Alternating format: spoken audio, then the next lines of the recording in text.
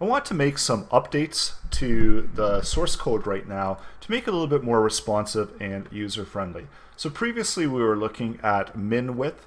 So typically you might want to use max width as well. And max width essentially adjusts it when it hits a certain size. So whenever it clicks below a certain size, then it will adjust the way that it's presented.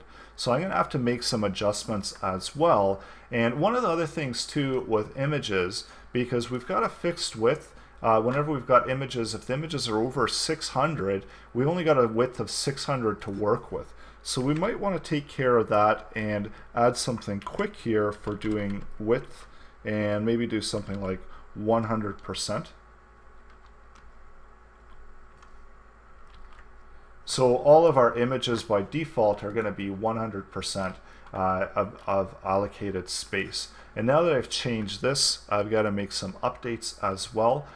So we want to update the nav list items to have a fixed width as well. So update that. So now they've got a fixed width, and we want them presented with inline block only when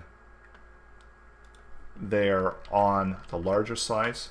So again, this is more changes that we're going to take place and that we're going to be doing. So now it's presented this way on the large, and just like before, it resizes it down. So this we still need to make some adjustments as well, because now we've switched everything around here. And again, this is depending on your personal preference. You can work with the min width, you can work with the max width. Typically, usually I do like to work with the max width. So again, I do need to make note of these and flip them around here. So get rid of this, transfer these ones down again. And I know we're doing probably quite a bit of this, but it's always a good idea just to kind of be able to practice and try out and see what you can make happen. So we see that now whenever it's regular size, we're being presented with the content in this type of format, and when we shrink down, we get it presented within this type of format.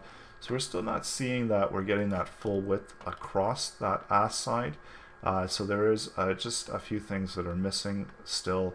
I'm going to get rid of this form because it's really not fitting in well with the content that we're presenting.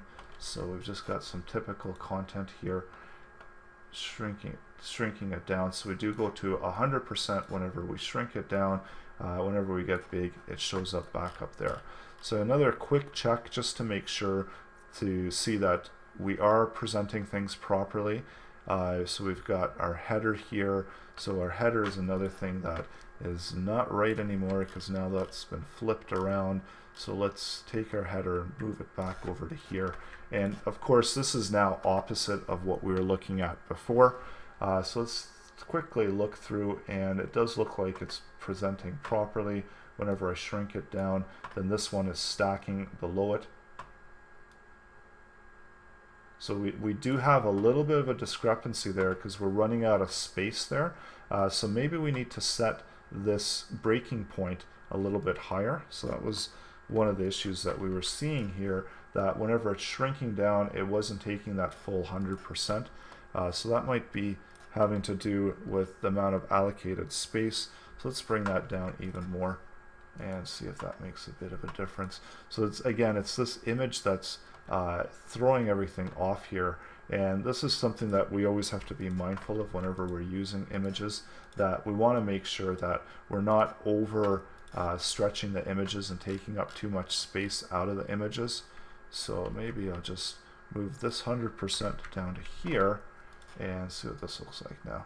So now we've got our image being presented, but we're still dropping that one down below up until this certain breaking point here. So it's not exactly 100% the way we want it, and then that's where we're hitting that breaking point. So we still need to play around with it. And again, one of the disadvantages of having fixed widths and working with percentages being responsive is that these fixed widths are not responsive enough. So maybe we need to switch this to width of 100% as well.